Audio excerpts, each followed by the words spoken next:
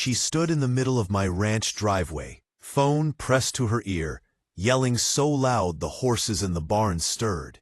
"Yes, officer, there's a man trespassing. He's dangerous." Her voice cracked with fake panic as she pointed right at me.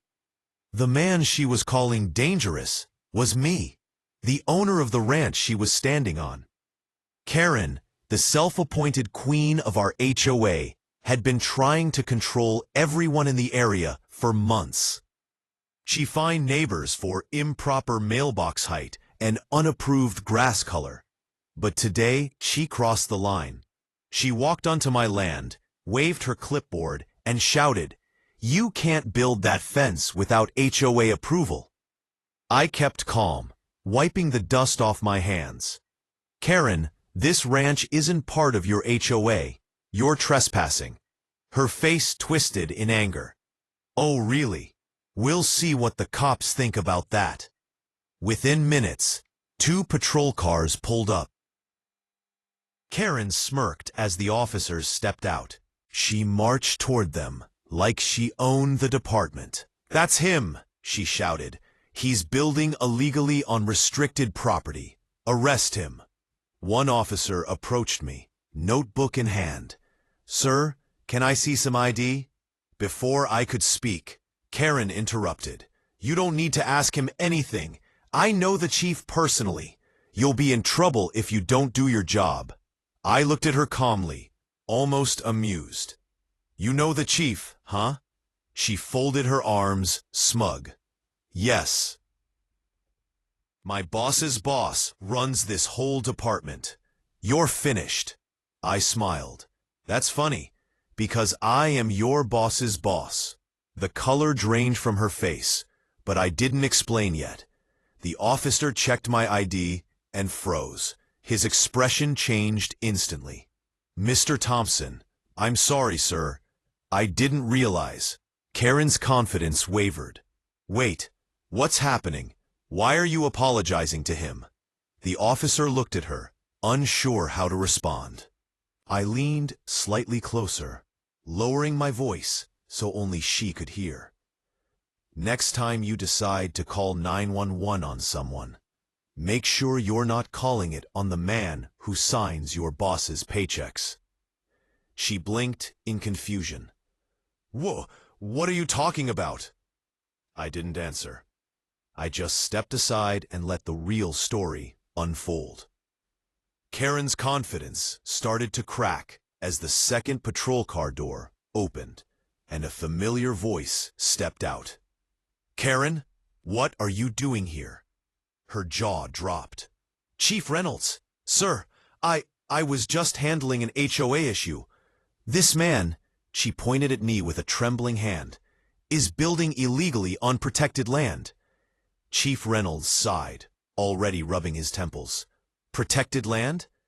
He looked around at the wide open ranch with my name on the front gate. "Karen, this land belongs to Mr. Thompson. He's not only cleared for development, he owns half the properties your HOA oversees." Her face turned ghost white. "What? That can't be right." "The HOA rules clearly state," I cut in, calm but sharp, "your HOA doesn't own this land. You tried to extend your authority onto private property." I took out a folded document from my pocket and handed it to the chief. "This is the original deed, signed by your regional director and me." Karen blinked rapidly, her eyes darting between us. "Wait, you're the regional director?" I gave a small grin. "Higher. I'm the corporate chair who oversees the HOA network, your boss's boss." The silence that followed was heavy. Even the chief's radio crackled awkwardly before he cleared his throat. "Karen, you'd better explain why you made a false 911 report on your superior." Karen tried to recover, stepping back, stammering. I didn't know. He was out here building fences. I thought—" "You thought you could bully another homeowner," I said quietly. "That's what you've been doing to everyone around here, right?" The chief nodded slowly. We've actually had multiple complaints about harassment and fake citations under your name. This might be the last straw." Karen's lips trembled. "Chief, please, let's just talk about this." But before she could finish, her phone buzzed. She glanced down and froze at the message lighting up her screen. Her boss. One line. "You're suspended pending termination review." Her knees seemed to weaken as she whispered, "No, no, this can't be happening."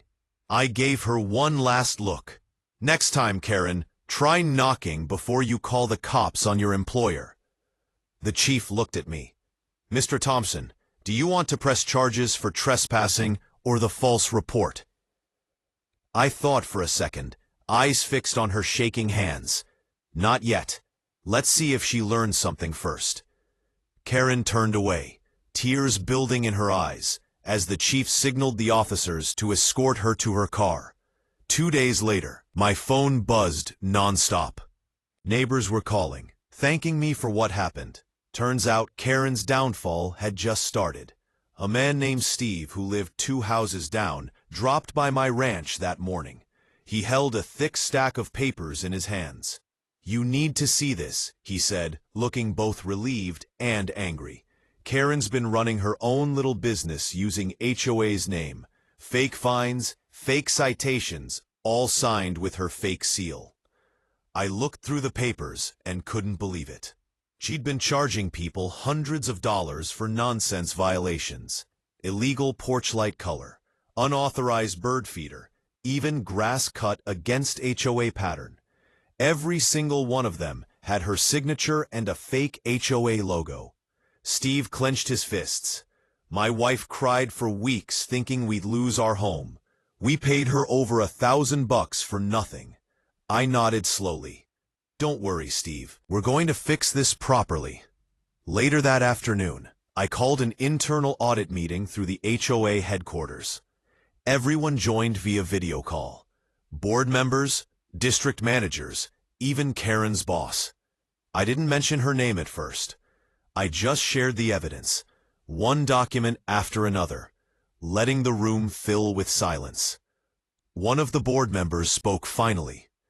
This is criminal. She forged approvals, extorted homeowners, and even used HOA funds for personal expenses." I looked straight into the camera. I warned her to stay off my land. She didn't just trespass physically. She trespassed the limits of power. Right then, my assistant forwarded me an update from the chief. The police had discovered even more. Karen had been filing fake complaints to raise her status inside the HOA. She'd made people miserable just to look powerful. I leaned back in my chair, exhaling. So, she wasn't protecting the community. She was running a scam. Her boss on the call, a nervous man named Bill, sighed. "Sir, we had no idea she was doing all this. I'll handle her termination immediately." I smirked slightly. "No, let her hear it from me." Bill's eyes widened. "You want to speak to her directly?" "Yes," I said. "She deserves to know exactly who she tried to destroy." He hesitated, then nodded. "All right, she's in the lobby. We can patch her into the call." Seconds later, her face appeared on the screen, pale, eyes red from crying. "Sir, I don't."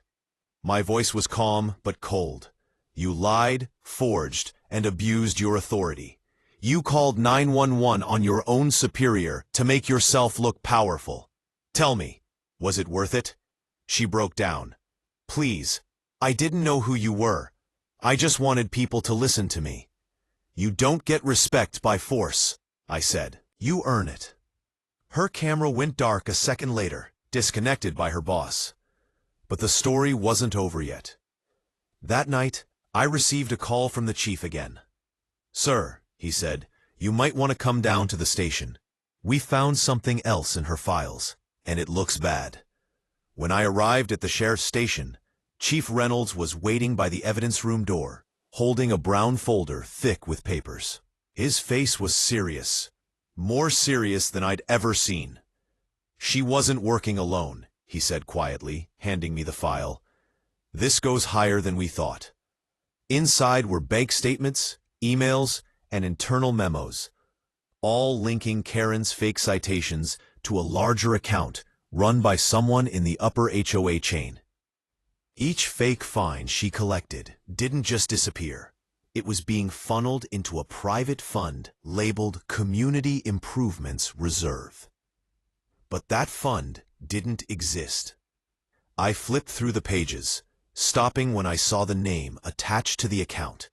William Bill Rogers, Karen's direct boss. The same man who had just promised me on the call that he'd handle her termination immediately. My jaw tightened. So the puppet had a puppeteer.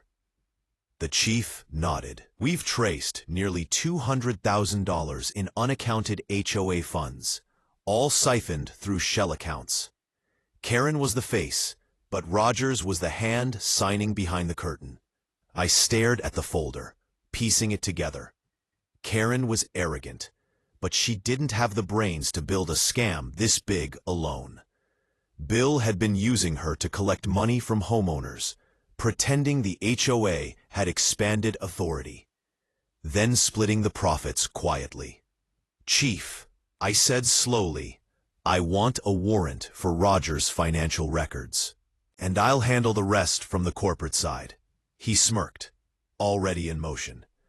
The next morning, I showed up at HOA headquarters, unannounced.